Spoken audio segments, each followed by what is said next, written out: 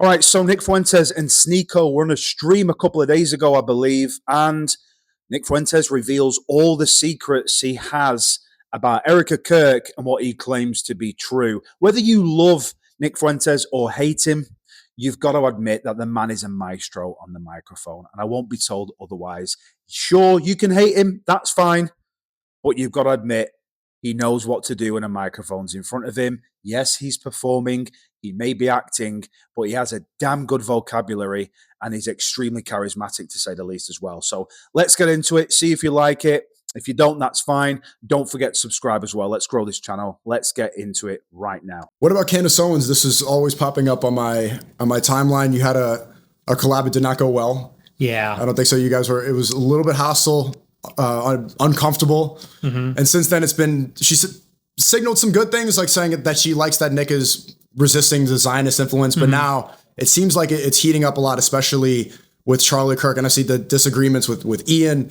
What's going on? Are you guys ever going to find some common ground? What's happening there? Oh, Candace, she's really something. Mm-hmm. I don't know what is going to happen with her. We're like fire and ice. I mean, I think that at the end of the day, I think she's actually in love with me. Come on. No, but I really do. I think look, no one could deny we had chemistry. No one can deny. She's happily married, she's happily married. This cracks me up. Look at this Sneako guy. He's absolutely pissing himself. He's trying to hold back his laughter. He's like, oh, Candace. That's what cracked me up when I first heard it. I was like, he sounds like a disappointed grandma. You know what I mean? Like, oh, Nicholas, you've been so naughty. You remember the way he talks about her there? He literally sounds like a, unhappy, disgruntled uncle or brother or something. Thought it was quite funny, that bit.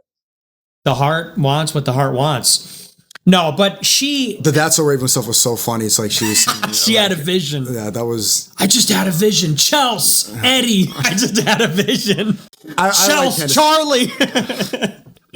Do you watch That's So Raven back in the I did. It would zoom into the eye, and she had. Yeah, it's funny because she's also black. Like that's what makes it better. It's the black woman dream thing. Yeah, but so good. I see that they're really annoyed. It seems like there's this feud about what happened to Charlie Kirk, which seems like the second biggest catalyst in your year. Unfortunately, rest in peace to Charlie Kirk. Mm-hmm. I disagreed with him heavily. I did the day before you said, and you guys went to war with each other ideologically. Him passing away, it seemed like that was the second major event, especially after the Trump nuking Iran or bombing Iran. What has transpired since then? What's the deal with Erika Kirk? I saw she was recently saying Charlie Kirk spoke Hebrew, and she's saying Shabbat Shalom. She had the Israeli star here. What's happening with this situation? Well, so Monday is really when it blows up because Turning Point is going to address all the conspiracies in a live stream this coming Monday, so in 2 days. And I guess Candace is going to react to it. And honestly, I'm not taking a side in it. And here's why. One, I have taken a side on what transpired. I think Tyler Robinson Charlie Kirk. And people say that's Fed slop, that's the FBI's narrative, blah, blah, blah. I think that the radical left is real. Like left-wing people are out there killing people. And not only do I not think it's far-fetched, I think it's likely that some hick lib, tranny lover, autist got a gun and fucking shot him because Charlie Kirk is in the culture war against LGBTQ and the anarchists and whatever. I think that's totally likely, actually. I haven't actually even seen a credible alternative theory. You have all these like little things they say about, there's an Egyptian plane and these people in maroon.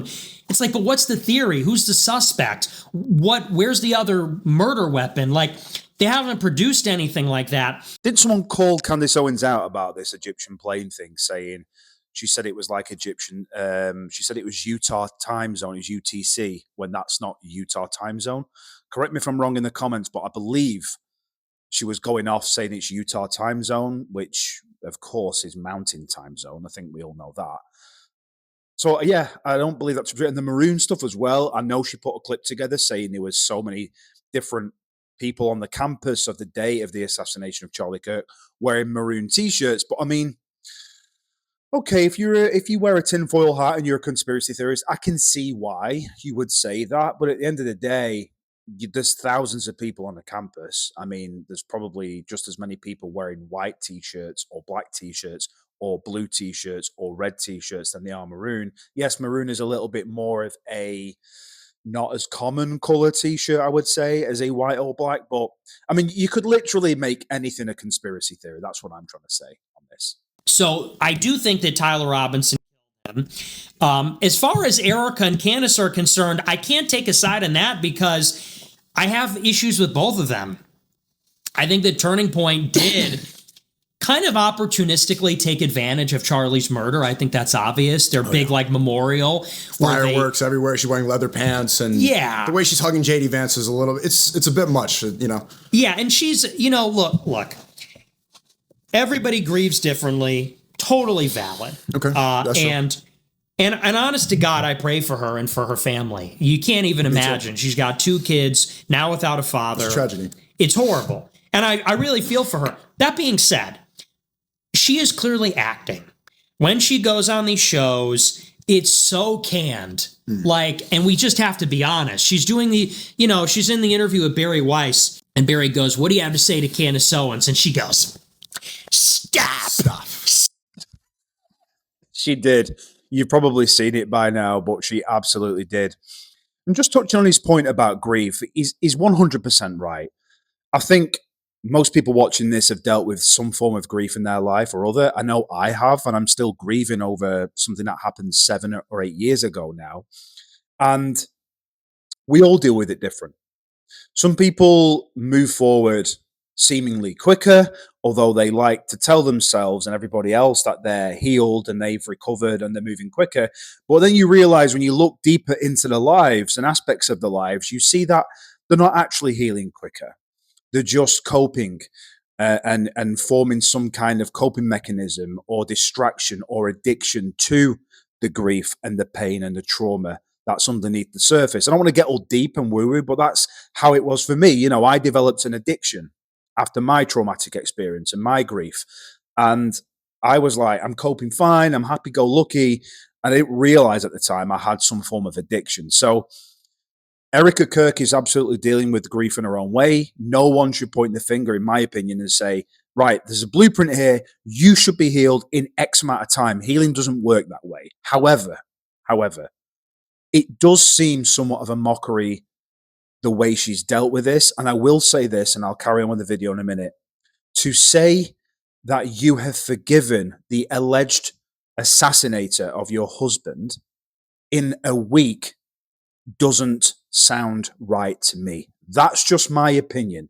I don't know anybody in my life who can forgive somebody who allegedly assassinated their husband in 1 week. It's impossible. So I wonder if this is some kind of front or from TPUSA. I don't know that. I'm not claiming that.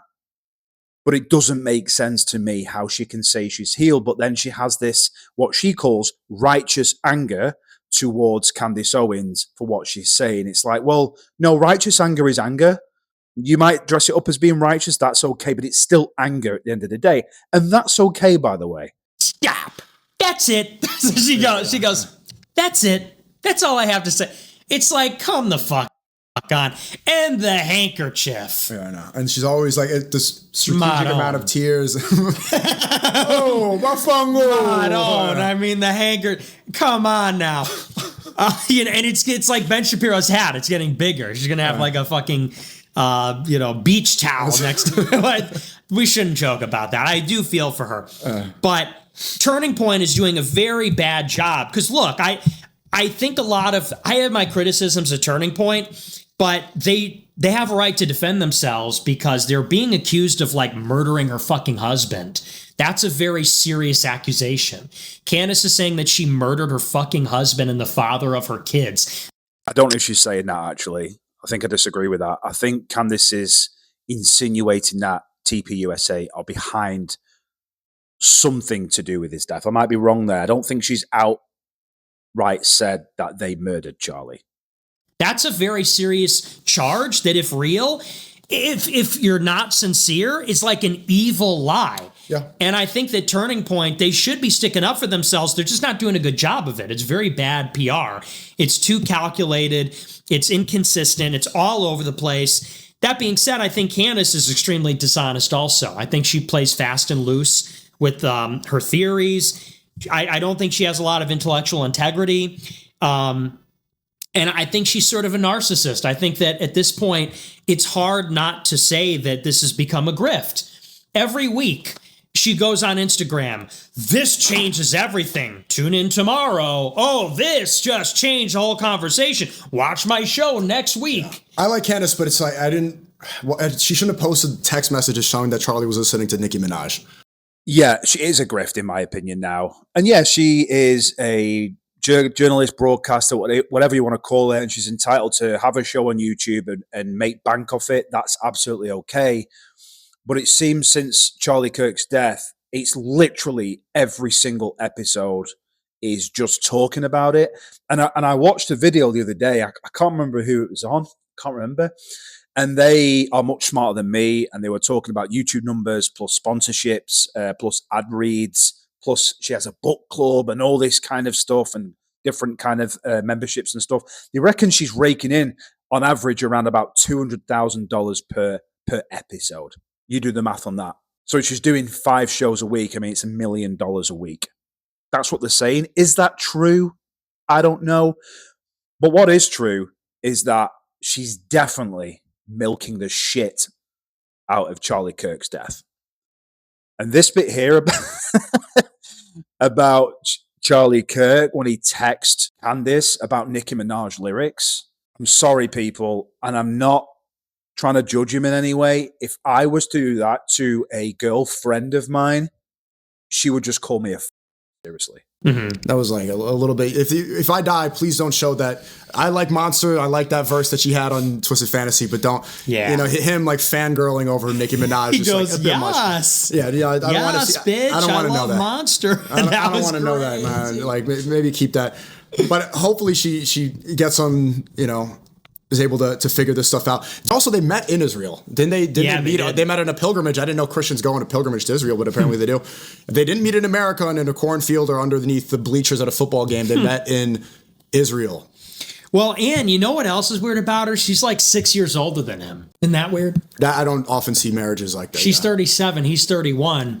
And, if you're Charlie Kirk, you're rich, you're famous, going to be extremely powerful. They get set up, and she's 6 years older. So I said that from the start, that it seemed that their marriage was perhaps arranged. And I don't know what her deal is, but the guy that seems to have gotten powerful at Turning Point is Andrew Colvett.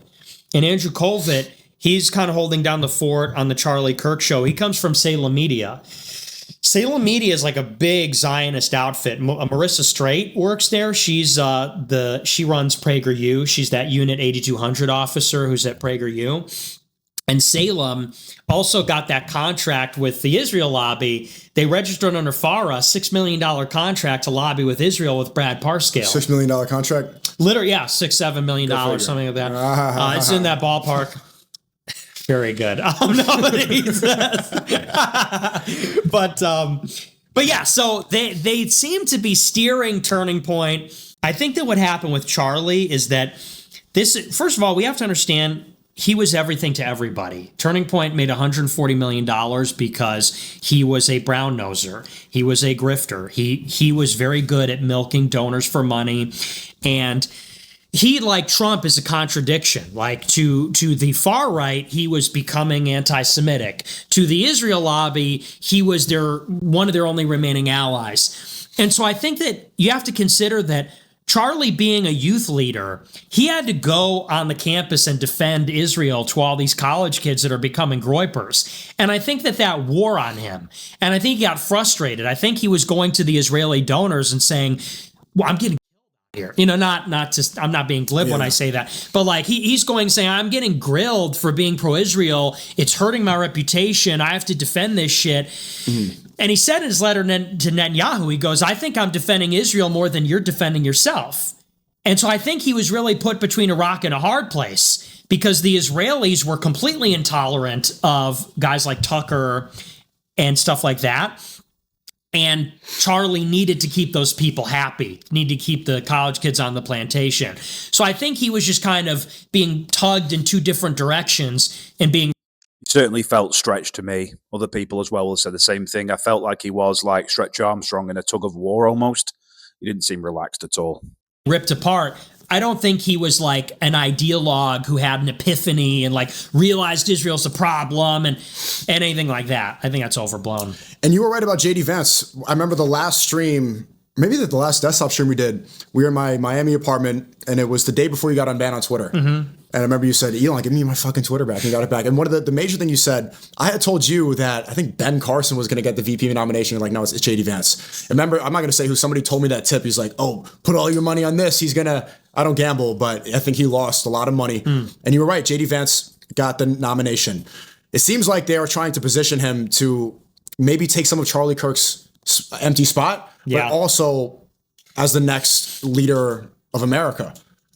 What's the truth about this guy? You're the only person to really expose the fact that he was in the Senate for only 2 years, and then he got VP. He was a never Trumper. I remember that. He was very vocally anti-Trump, and now he's the biggest glazer for Trump. What's the truth about this guy? He has some weird connections going on. JD Vance is a fake name. He was part of that Yale group. He's getting funded by Peter Thiel, who has CIA connections. Peter Thiel is gay, right? Yeah. And he's bankrolling AI right now, funding the end of the world. He's giving JD Vance $15 million. What's going on here? Well, I mean, that's such a big can of worms with Vance, but I would say that in particular after Turning Point, here's what I found really fascinating. So you remember, I forget what event it was at. They went to the White House for Erika to receive the Medal of Freedom on Charlie's behalf from Trump and Vance. And I don't know if it was there or if it was at a different event. I think Vance did a Turning Point event and Erika was there. And remember, Erika gave him that really affectionate hug where she like held the back of his head. And everyone said it was super weird. And she said on the stage, she said, no one can fill my husband's shoes except for Vance, basically. That was so freaky. If I God willing, that I don't die. But if I was to die, or let alone get assassinated, and my wife was to do that to my best mate, I swear to God, I'd be haunting her. I would be haunting her. I'd be turning in my grave, and I'd be haunting her, because that is one of the most disrespectful things you can do. It was just, they're almost making out on stage. It was just horrendous. He had his arm round her waist, and she had a hand in the back of his head and his hair. And I'm like, fuck me. We're like one step away from like making out. This is just not appropriate whatsoever. And then you're saying, he reminds me of Charlie. It's like, dude, this is too soon. Those too soon jokes. It's like, this is literally a shining example of what a too soon joke is. So weird. And people said, well, that's obvious what that was. Also, Vance really leapt in front of Charlie's death. Like, he carried Charlie's casket, had him buried with honors or whatever. He had the military fly the casket. He went on Charlie Kirk's show the week after the assassination. So that was kind of like one flavor. Then Tucker interviewed me at the end of October. Now, Tucker's son, Buckley, works in Vance's press office. So when Tucker interviewed me, the Israel lobby put the screws in Vance. They said, what is your connection to Tucker? Are you going to fire his son? You need to disavow. You need to show that you stand with Israel against the Groypers. So then, last week, Erika was being interviewed, and they said, do you think JD Vance should be the next president? And suddenly, completely frosty tone, Erika says, well, let's just appreciate that Trump is president. And, my husband fought to get Trump in office. She wouldn't answer. So you go from she's hugging his head. He's the only one that can replace. If I grabbed his ass, that would have been less controversial. But then after the Israel lobby turns on Vance, now she goes, oh, I don't know if he should be the next president. That is weird as fuck. And I tweeted the video. It's on my Twitter timeline.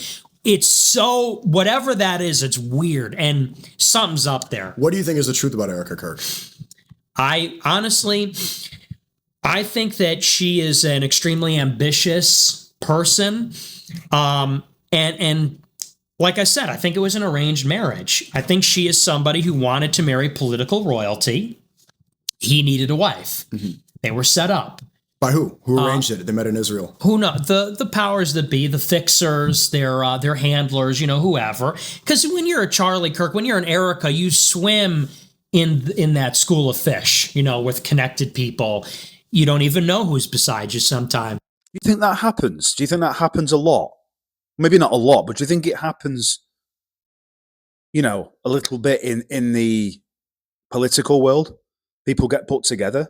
Interesting. They do swim with the same fish in this little weird bubble. It's not reality, is it? So now he's saying it wouldn't surprise me if they were kind of planted together and put together, but I'd be interested in your thoughts on that because I genuinely have never heard of it before, but I'm sure it goes on.